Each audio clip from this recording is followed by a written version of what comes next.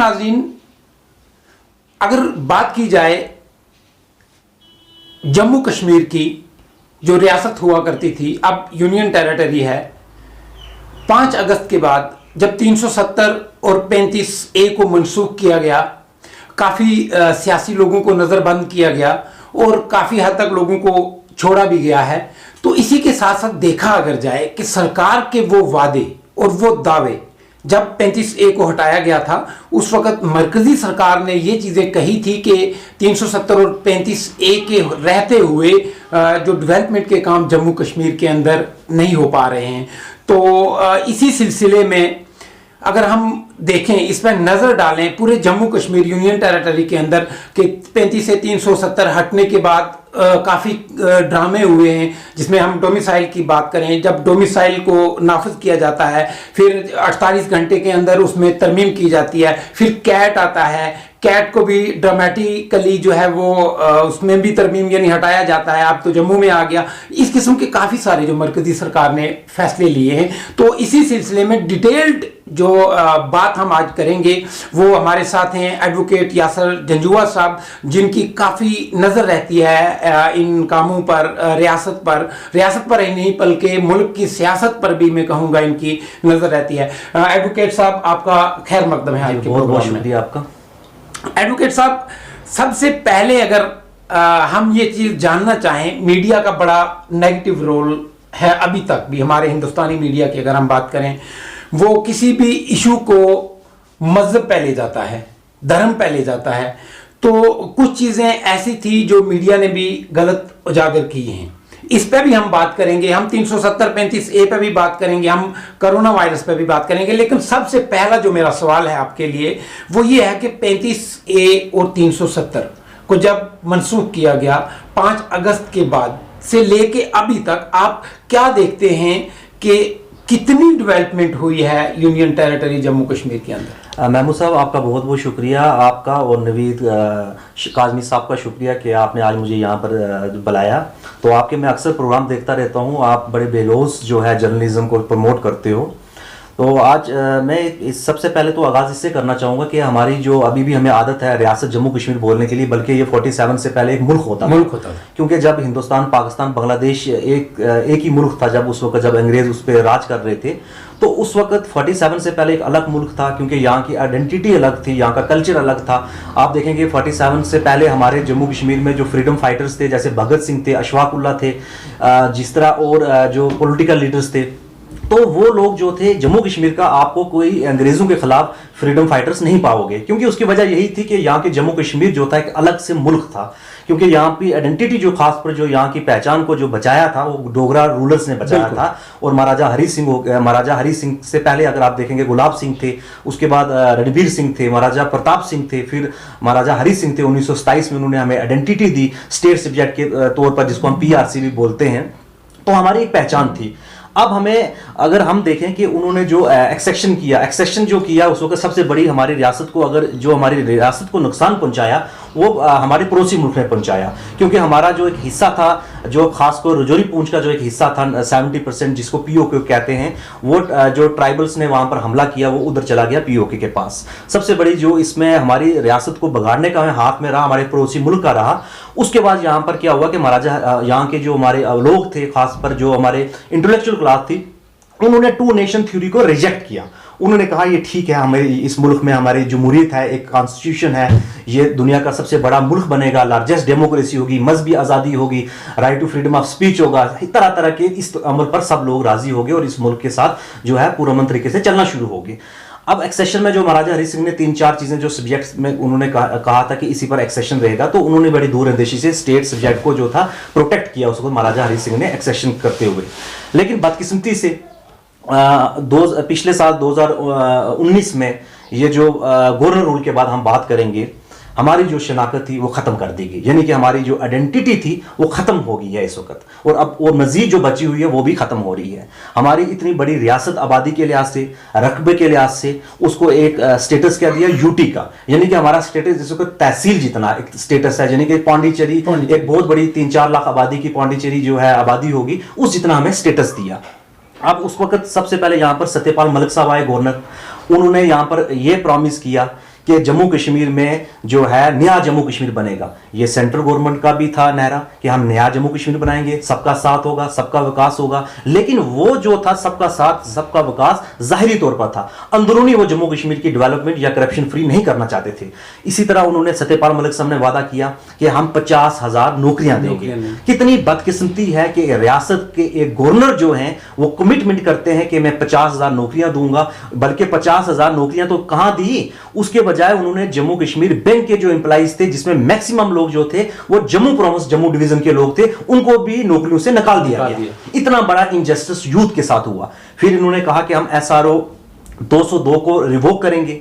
नौजवानों के सेंटीमेंट के साथ इन्होंने खेला, नौजवानों की फीलिंग के साथ खेला। SRO 202 की अगर बात करें, अभी जब सत्यपाल मलिक गोवा में हैं तो उसके बाद अभी कुछ दिनों पहले मैं अगर बात करूंगा, SRO 202 पे जब उनकी एक कॉल रिकॉर्डिंग आती है तो वो ये कहते हैं कि जी आपके चीफ सेक्रेटरी जो हैं उन्होंने नहीं मुझे ये रिवोक करने दिया, उन्होंने वो स्टिल रखा है। तो आप इसमें क्या समझते हैं कि रियासत के जो इंतजामिया थी या जो सरकार थी वो कितना हक में है, रियासत के हक में है लोगों के? देखिए, ये जो सत्यपाल मलिक साहब की ऑडियो मैंने भी सुनी थी, ये तो एक हो गया ना, एलेज करना हो गया कि हम बेसिकली जब आपकी नीयत ना हो किसी काम करने की तो आप किसी पर कह सकते हो कि इनकी वजह से मुझे रुकावट आई थी, क्योंकि उनका तो उसका रिएक्शन तो चीफ सेक्रेटरी साहब का तो आया नहीं है। तो बेसिकली गवर्नर कौन थे? गवर्नर तो सत्यपाल मलिक साहब थे।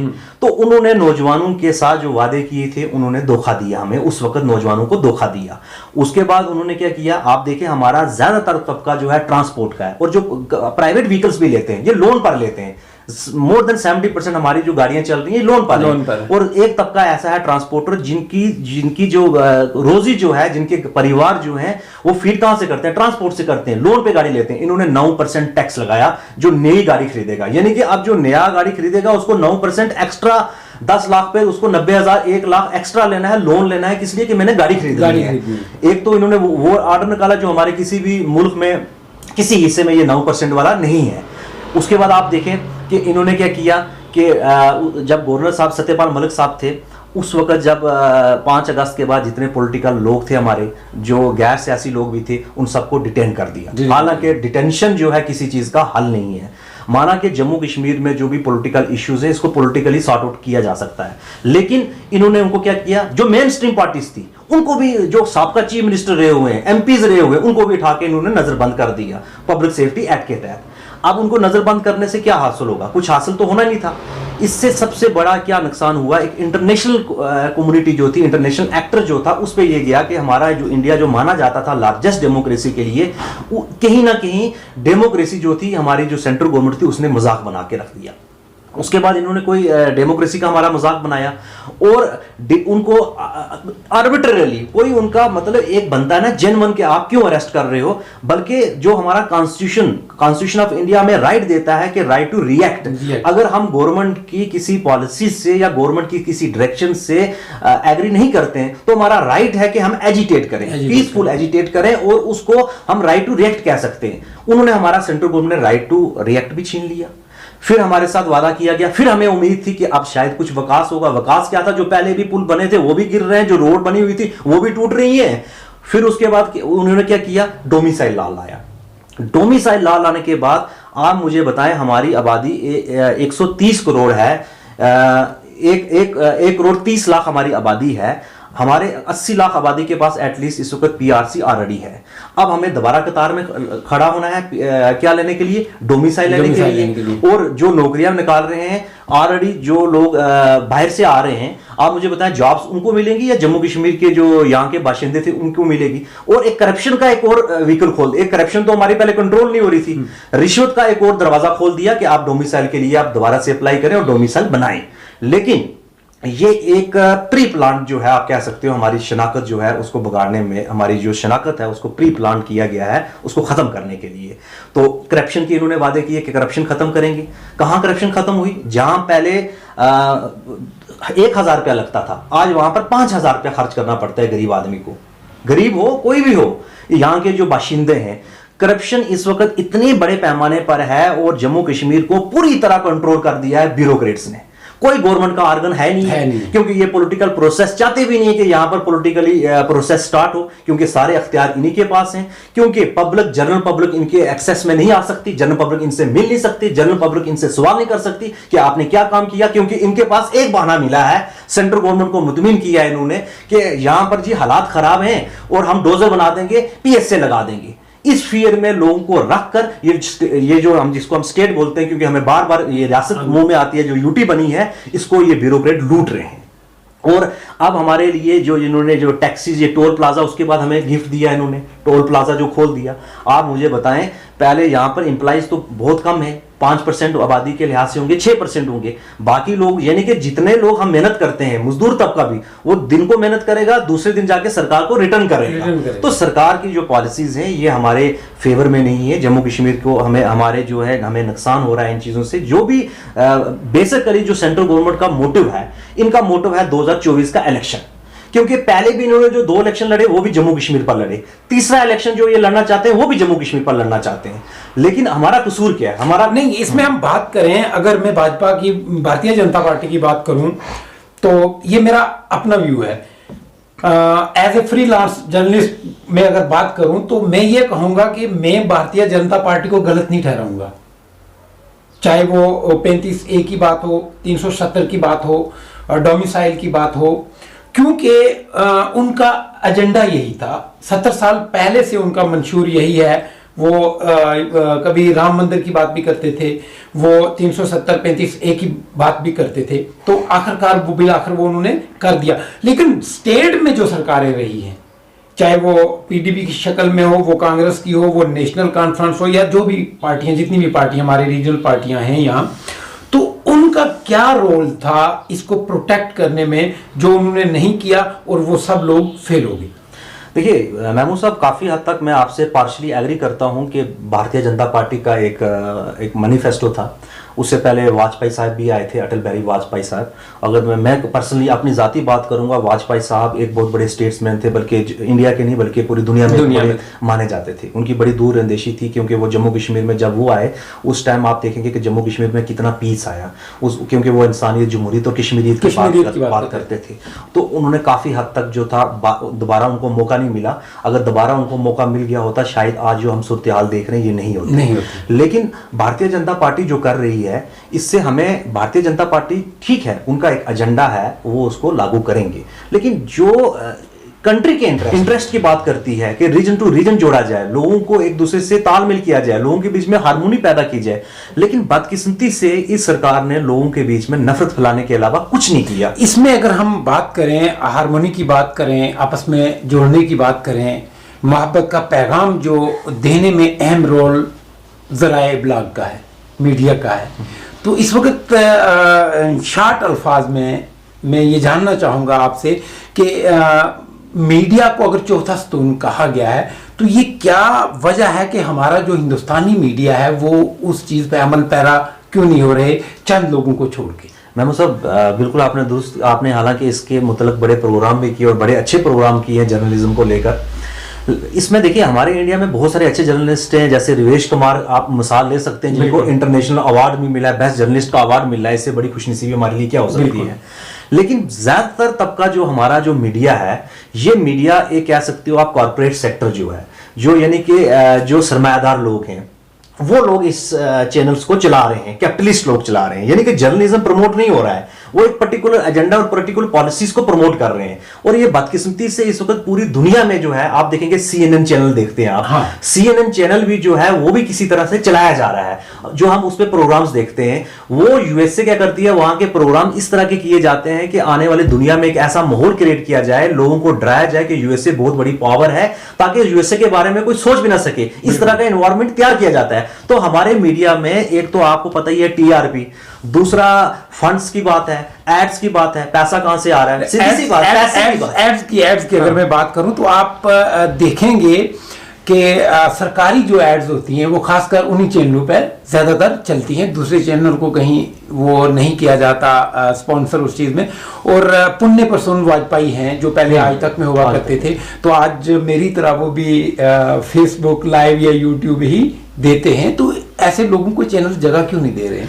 देखिए, इस वक्त पूरा जो मीडिया जो है ना, आप देखें, मैं अक्सर जो हमारा मीडिया यहाँ पर वो किस तरह का जर्नलिज्म प्रमोट कर रहा है, वो जर्नलिज्म प्रमोट नहीं कर रहा है, वो पर्टिकुलर एक पॉलिसीज को प्रमोट कर रहा है। और आप देखें वो जर्नलिज्म है जहां पर शोर शराबा, गाली गलोच और पर्टिकुलर एक सेटिंग की जाती है, फलाने शख्स को बुलाना है। आपने देखा होगा कि हमारे बहुत सारे जो मौलवी साहिबान जो है टीवी पे बुलाए जाते हैं, अब पता नहीं उनको 5,000 देते हैं, 10,000 देते हैं, पता नहीं कहां से लाते हैं, वो सही में रियल मौलवी होते नहीं है, उनको पता नहीं होता है। इसी पे एक तो उससे क्या होता है जो हमारी यहाँ पर पब्लिक को दिखाते हैं, जो सही इस्लाम को जानता है, इस्लाम जो मजहब देता है, वो पीस की तालीम देता है, उन लोगों को वो लाते नहीं है चैनल्स पर। वो उन लोगों को लाते हैं जिनको पता ही कुछ नहीं है, सिर्फ उन्होंने दाढ़ी रखी होती है, वो गाली गलोच करते हैं। उससे क्या होता है, एक मैसेज गलत जाता है पूरे मुल्क में, एक नफरत का माहौल पैदा होता है। और नाज़रीन, जो भी डिबेट्स आप देखते हैं किसी भी मुद्दे पे, अगर नेशनल चैनल पे डिबेट आप देखोगे तो उसमें लास्ट में यही कहा जाता है, आपको कहना पड़ेगा, आपको बोलना पड़ेगा, मैं पूछता हूं, पूछता है भारत।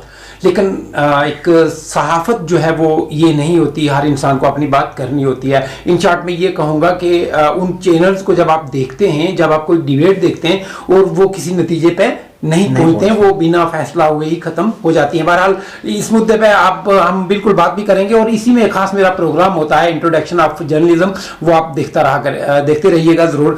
तो नजूआ साहब, इसी पे जब मेन फोकस जो था मेरा, वो सवाल था कि 5 अगस्त के बाद 35A और 370 को जब मनसूख किया गया, क्या डेवलपमेंट देख रहे हैं आप यूनियन टेरिटरी जम्मू कश्मीर के अंदर?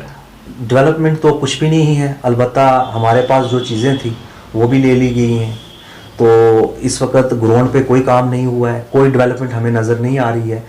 हाँ, हो सकता है कि पेपर वर्क में जो एम्प्लॉइज़ हैं वो अपने APR अच्छे बनाने के लिए पेपर्स वर्क अच्छा करते हों, ये हो सकता है, लेकिन हकीकत में अगर देखा जाए ग्राउंड में कुछ भी काम नहीं हुआ है। और ख़ासकर आप हमारे जो पीर पंजाल देखेंगे ना, पीर पंजाल में तो जहाँ पर पहले भी हमारे साथ ज्यादती होती थी, पीर पंजाल की अगर हम बात करेंगे तो, क्योंकि जम्मू वाले लड़ते थे कश्मीर वालों के साथ, कश्मीर वाले लड़ते थे जम्मू वालों के साथ, तो हम पीर पंजाल वालों का कसूर क्या था कि हम पीर पंजाल के रहने वाले हैं। तो हमारे पीर पंजाल में तो क्या, पूरे इस वक्त जम्मू कश्मीर में कोई भी डेवलपमेंट विकास नहीं हुआ है। अगर मैं बात करूं जिला पुंछ की, ये कभी दारुल खिलाफत हुआ करता था, यहाँ राजा महाराजा बैठते थे और जो सरकारें यहाँ से मान लो चलती थी, यहाँ से फरमान जो है वो निकलते थे।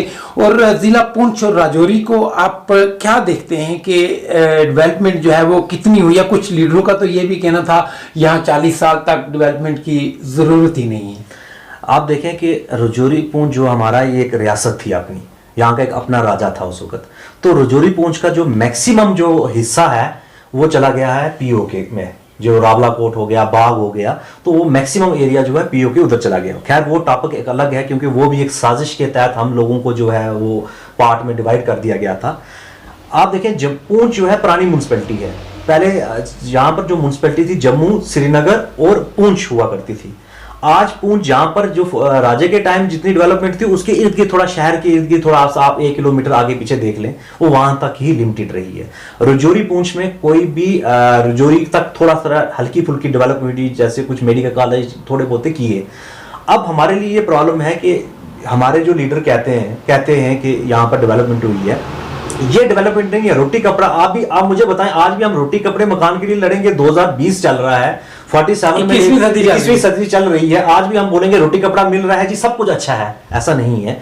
दुनिया एक तरफ से हमारी देखें, इंडिया में जो बेंगलोर है वो IT में सबसे इस वक्त एडवांस है और क्लेम कर रहे हैं कि हमारी टेक्नोलॉजी सबसे बेटर है, तो वो तो मून में जाने की तैयारी कर रहे हैं। और हमें अभी तक रोड्स जो है राजौरी पुंछ में ठीक नहीं हुई है। आप देखें रोड की बैलेंसिंग देखें, आप BG से इधर आएंगे या राजौरी पुंछ की रोड देख लें, जो कनेक्टिविटी मेन रोड देख रहे हैं, हाईवे, वहां की क्या हालत है। और हॉस्पिटल्स देख लें, हमारे हॉस्पिटल्स में जितनी वैकेंसी है उतना उनके पास स्टाफ ही नहीं है, हमारे पास मिशनरी नहीं है। आप हमारे माल महकमा की हालत देख लें, जो काम शहरों में 10 दिन में होता है वो यहाँ पर लोगों को दफ्तर के चक्कर लगाने के लिए कम से कम 6 महीने गुजर जाते हैं। तो कहां डेवलपमेंट हुई है? कोई डेवलपमेंट राजौरी पुंछ में कोई डेवलपमेंट आप बताएं, अगर कुछ हुई है, कोई प्रोजेक्ट आया है?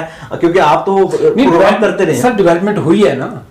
आप देखेंगे कि कल जब मेरा गुजर हो रहा था धुंधक जो महाकाली का मंदिर है उसके पास एक पुल है, बड़ा पुल है जो काफ़ी जो फार फ्लॉन्ग एरिया है, आप आड़ी को ले लें, मढ़ौट को लो, वहाँ से सांगला, जम्मू शहीद, इन एरियाज जो है इनको कनेक्ट करता है। और उस पुल की अगर आप हालत देखोगे आज की डेट में भी वहाँ से कुछ जो लोहे के वो चादर डाली हुई हैं वो भी निकली पड़ी हैं, और वहाँ आए रोज़ एक्सीडेंट होते हैं और इंतज़ामिया को टस से मस नहीं है। अब खनन माफिया की बात करें हम, देख लो जो हमारा दरिया नाला है उसकी क्या हालत हुई है, जेसीबी लगी होती हैं, तो यहाँ अगर इनको अप्रोच भी करो तो फिर भी नहीं बोलते ये डेवलपमेंट है। अलबत्ता इसके साथ मैं अब बात आऊँगा क्योंकि प्रोग्राम का वक्त जो है ये नज़दीक आता जा रहा है, तो कोशिश मेरी है कि डेवलपमेंट पर ज़्यादा ध्यान कहाँ से हम पुंछ से ही स्टार्ट करते हैं। सबसे पहले अगर मैं आपसे ये चीज़ जानना चाहूँगा कि कोरोना एक वबा है हमारे हिंदुस्तान या पुंछ राजौरी जम्मू कश्मीर में नहीं बल्कि पूरी दुनिया में ये फैली हुई है, तो इसके इंतजामात आप क्या देखते हैं कि ज़िला पुंछ के अंदर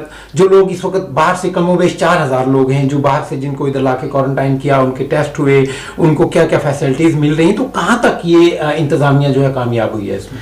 देखिए आप एक महमूद साहब एक चीज़ देखें कि जो हमने क्वारंटाइन सेंटर्स में आपके चैनल्स में देखे थे, हमने काफ़ी वायरल भी हुई थी वीडियोस, उन चैनल में जो क्वारंटाइन जिन लोगों को किया गया है, एक ही बिल्डिंग में लोग रहते थे, एक ही रूम में 8, 10, 12 लोग रहते थे या दूसरे रूम में 6 रहते थे।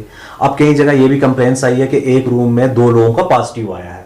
अब उन 6 लोगों का क्या कसूर है? इसका मतलब कहीं ना कहीं इनकी जो प्रोटोकॉल था उसको इन्होंने वायलेट किया है एडमिनिस्ट्रेशन ने। क्या कसूर था उनका? क्या एसओपी की ये गाइडलाइन जो है उनको फॉलो कर रहे हैं? कहाँ कर रहे हैं? आप देखें प्रैक्टिकली जो ग्राउंड पर कहां फॉलो कर रहे हैं। कम से कम एटलीस्ट जो क्वारंटाइन जिन लोगों को जिनकी ट्रैवल हिस्ट्री थी, जो लोग आ रहे थे, उनको कम से कम ज्यादा नहीं, एक रूम में 2 लोग ही रखते, 3 ही रखते कम से कम। अगर एक किसी को होता, 2 को होता, मैक्सिमम लोग तो नहीं इन्वॉल्व होते ना। उस प्रोटोकॉल को इन्होंने वायलेट किया। इवन जो राशन आ रहा था जो प्राइम मिनिस्टर फंड में था, मुझे तो यही भी शक पड़ रहा है कि ये आने वाले टाइम में एक बहुत बड़ा स्कैम निकलेगा। अब क्योंकि अभी तो हमने किसी ने आरटीआई लगाई नहीं है सेंट्रल गवर्नमेंट में कि कितना, क्योंकि सेंट्रल गवर्नमेंट इस कोरोना को लेकर बड़ी संजीदा थी, क्योंकि हमारे डिफरेंसेस बहुत सारी चीजों को लेकर हो सकते हैं, लेकिन कोरोना को लेकर वो यहां पर हमें संजीदा लगे कि लोगों की जान बचाई जा सके। एडवोकेट यासर जुंजुआ का क्या स्टैंड रहेगा इसके लिए? क्या आरटीआई आप लगाएंगे, पूछेंगे? बिल्कुल, अगर जब ये बिल्कुल हालात बेहतर हो जाएंगे हम लगाएंगे कि कितना जो है फंड जो है हमारी यूटी में भेजा गया और कितना डिस्ट्रीब्यूट किया गया, डिस्ट्रिक्ट में कितना डिस्ट्रीब्यूट किया गया क्वारंटाइन सेंटर्स के लिए, और किस किस तहसील में, किस ब्लॉक में कितना किया गया, इसका तो हम लेंगे हिसाब, क्योंकि हमारा पैसा है ना, पब्लिक का पैसा है। जुंजुआ साहब अगर हम बात करें तो अगर आपको पता है इस चीज का कि एक फी नफर सरकार की तरफ से जो क्वारंटाइन किया जाता है उनको फी नफर दिन का जो है कितने का राशन दिया जाना चाहिए और उसमें क्या क्या होना चाहिए और कितना दिया जा रहा है? देखिए ग्राउंड में तो यहाँ तक आया था कि पानी डालकर उसमें दाल के कुछ दाने जो होते थे वो मिलते थे। जब कहीं वायरल हुई तो कहीं किसी जगह कोई लोकल ऑफिसर्स गए तो उन्होंने एक दिन अच्छा करके दिखाया, तो उसके बाद क्या हुआ, उसके बाद वही प्रोसेस शुरू हो गया। एटलीस्ट अगर देखा जाए कि कम से कम दाल और सब्जी जो है अच्छी क्वालिटी की होनी चाहिए, चावल अच्छी क्वालिटी के होने चाहिए, ताकि इंसानों की तरह, इंसान जो रहते हैं इंसानों की तरह उनके साथ बर्ताव किया जाए। लेकिन बदकिस्मती ये है कि हमारे डिस्ट्रिक्ट्स में, आपने एक बात की थी, मैं आपसे फिर ख्वाजा साहब भूल जाऊंगा बाद में, हमारे डिस्ट्रिक्ट्स में ये किसने बताना है? हमारे डिस्ट्रिक्ट का हेड कौन है? हमारे डिस्ट्रिक्ट का हेड है डीएम, यानी कि जो हमारे इस वक्त राहुल यादव साहब हैं, आईएएस ऑफिसर बैठे हैं। क्या उनको पता नहीं है?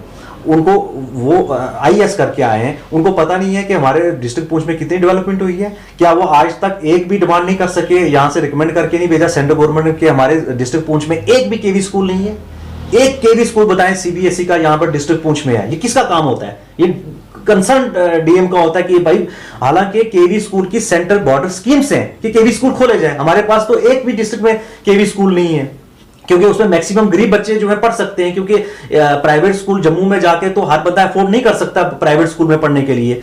उसके बाद अगर इतना ही ये संजीदा थे, डीसी साहब कह रहे थे कि मैं अपने डिस्ट्रिक्ट में बड़ा काम कर रहा हूं, क्यों नहीं इन्होंने हमारे स्पॉट्स टूरिज्म मैप में लाए? कुछ स्पॉट्स लाने चाहिए थे टूरिज्म मैप में। अगर टूरिज्म मैप में लाते, यहाँ पर एम्प्लॉयमेंट जनरेट होती, हमारी जो जिनको 7 लेक्स कहते हैं। मैं आपको यहाँ रोकूंगा, आपकी बात कंटिन्यू करेंगे। आप टूरिज्म की अगर हम बात करें, कुछ इमारतें जो ऐसी हैं जो हमेशा से हमारी विरासत रही हैं, तो आज से 1.5 साल पहले अगर मैं बताऊं तो मैंने एक स्टोरी की थी चिंगसराय की। चिंगस सराय की जब मैंने स्टोरी की तो दूसरे दिन ही वहां असद साहब से डीसी राजौरी, तो वो जाके वहां उन्होंने कुछ फंड मुहैया कराया था। और ऐसी जो पुरानी इमारतें हैं हमारी, उनको हम प्रोटेक्ट नहीं कर सके तो अब क्या उम्मीद रखेंगे। पूंछ किला की अगर हम बात करें, वहां आसपास देखो कितनी गंदगी होती है, उस इमारत के अंदर चले जाओ तो वहां का क्या हाल होता है। उन इमारतों को रेनोवेट करके तो सरकार अपने कामों के लिए भी तो रख सकती है, जो ऑफिस वहां चल रहे हैं, तो इसके लिए क्या किया? देखिए ना, पहले तो ये ब्लेम किया जाता था कि जब हमारी स्टेट थी कि यहाँ की स्टेट गवर्नमेंट है वो कुछ नहीं करती।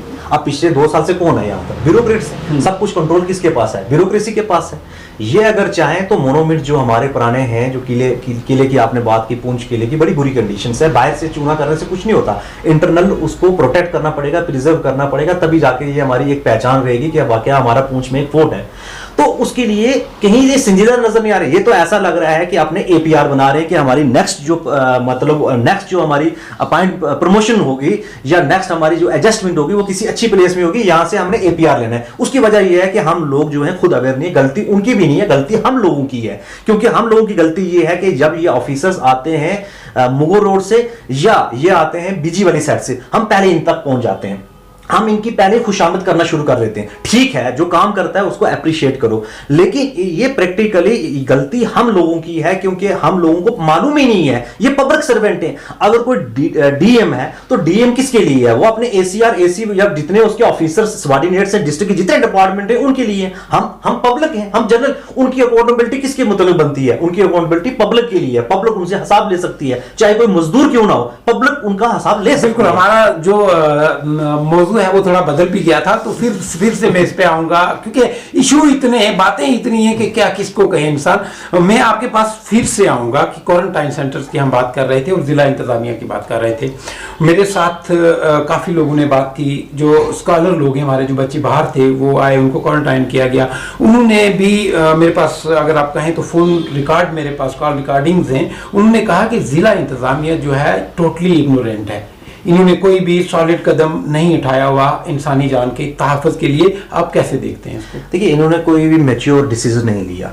क्योंकि हम डिस्ट्रिक्ट इंतजामिया की बात करें या तहसील इंतजामिया की बात करें, आप देखें शुरू से पॉजिटिव नेगेटिव, नेगेटिव पॉजिटिव का एक अभी तक हो रहा है। अभी तक वो कपल कॉमिक बना दिया था, कुछ लोगों ने वायरल किया, ये कपल शो आ गया है। तो ये इस तरह की मतलब ये करने से क्या हुआ लोगों को? आप मुझे बताएं, वो मुलाजम जिस मुलाजम का नेगेटिव था हॉस्पिटल से हटाया, उसको रजौरी में लेके गए, तब तक उसकी पीछे उसकी फैमिली को क्वारंटाइन कर दिया। वो जो 2 घंटे, 3, 4, 5 घंटे का प्रोसेस गुजरा होगा उसके परिवार पर, उस पर क्या गुजरी होगी? बिल्कुल। और वहां पर पहुंच के उसको बोलते हैं तो ठीक है चल वापस। तो कहीं ना कहीं जो है जो नेग्लिजेंस है इनकी है, वो इनको माननी चाहिए। लेकिन इन्होंने किया क्या? इन्होंने क्या किया? जो छोटे मुलाजम थे, एक आई वॉश करने के लिए उनको सस्पेंड कर दिया गया।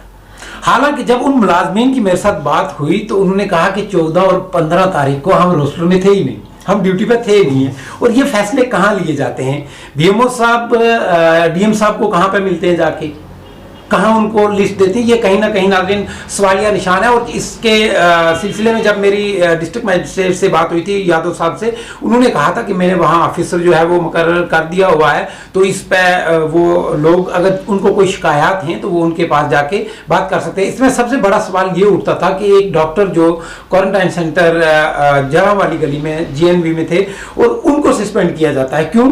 कि आपने उस शख्स को क्यों क्वारंटाइन सेंटर से निकाला? अब देखने की बात यह है कि किसके कहने पे निकाला। उसमें शायद बीएमओ साहब आते हैं, उसमें शायद एसडीएम साहब आते हैं। सस्पेंड कौन होना चाहिए था ये पब्लिक जानती है। और मैंने उस दिन ये प्रोग्राम में बताया था कि मेरा जो भी फैसला है वो पब्लिक पे छोड़ता हूं, इसका फैसला पब्लिक ने करना है। ओवरऑल ये देखने में आता है कि इंतजामिया, जिला इंतजामिया जो है ये किसी भी तरीके से काम नहीं कर रही है। जो भी हमारे पास फीडबैक आते हैं तो इसके साथ मजीद भी और मैं आपके साथ प्रोग्राम करता रहूंगा। तो अब हम बात करेंगे डेमोक्रेटिक राइट्स, जमहूरी जो हकूक हैं उनको भी पामाल किया जा रहा है। इस वक्त हम अगर इस वक्त ब्लॉक की बात करें, ब्लॉक लसाना की और ब्लॉक सुनकोट की बात करें, यहां के चुनिंदा लोग जो हैं, रिसेंटली इलेक्शन हुए, उसमें पंच बने, सरपंच बने, चेयरमैन बने। एक चेयरमैन की कितनी पावर है? देखिए, इस वक्त चेयरमैन की तो अपनी पावर तो है, लेकिन इस वक्त जो सरपंच है, पंच भी है, वो प्लान सारा देते हैं, उसी प्लान के नहीं accordingly- मैं अभी इंतजामिया के रिगार्डिंग बात करूंगा, कोविड-19 की बात करेंगे, हाँ, कोरोना की बात। उनका जहां तक आपने कोरोना के मतलब बात की है, कोरोना के मतलब उन्होंने एडमिनिस्ट्रेशन ने ऐसा कुछ नहीं किया कि उनको कॉन्फिडेंस में लिया जा सके। नहीं, इसमें जो रोल है एक चेयरमैन का, एक प्रेसिडेंट का, एक सरपंच का, क्या ये लोग मिल के इंतजामिया से सवाल नहीं पूछ सकते? ये पूछ सकते हैं क्योंकि ये इलेक्टेड है। हाँ। जो सरपंच पंचीज हैं ये इलेक्टेड हैं, ये सवाल पूछ सकते हैं कि हमारे गांव में क्या इंतजाम किया गया है या किस जगह क्वारंटाइन सेंटर रखा है, और जो जिस सरपंच के इलाके में क्वारंटाइन किया जा रहा है, चाहे वो म्युनिसिपल काउंसिलर है चाहे वोट ऑफ म्युनिसिपल है, उनसे वो सवाल कर सकते हैं कि हमारे